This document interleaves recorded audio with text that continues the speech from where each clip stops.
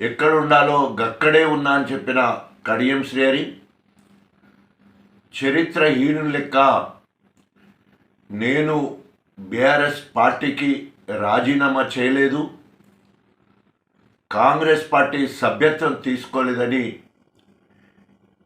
నీతి మాలిన మాటను మాట్లాడి ఈరోజు సభ్య సమాజం సిగ్గుపడే విధంగా తన ప్రవర్తనను మరొకసారి బయటపెట్టుకున్నాడు.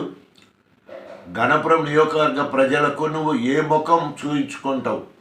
నమ్మి నానబోస్తే పుచ్చి బుర్రలైనట్టు గత సంవత్సరం కాలం నుండి నేను కాంగ్రెస్ అభివృద్ధి కోసం పోయినా అని చెప్పేసి వారందరికీ మాయమాటలు చెప్పి మరి నీవు చేసిన అనేక అబద్ధాలను నిజం చేసేటట్టు కాంగ్రెస్ కార్యకర్తల నాయకుల దగ్గరికి వెళ్తావా? ఏ ముఖం పెట్టుకొని వస్తావు కడియం శ్రీహరి?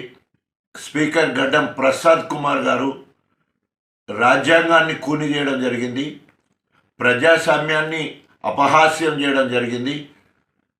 మరి రాహుల్ గాంధీ తన తండ్రి రాజీవ్ గాంధీ తీసుకొచ్చిన చట్టానికే తూట్లు పొడిసే విధంగా ఈరోజు కాంగ్రెస్ పార్టీ ప్రసాద్ కుమార్ గారు మరి పట్టబగలు ప్రజాస్వామ్యాన్ని కూని చేయడం జరిగింది.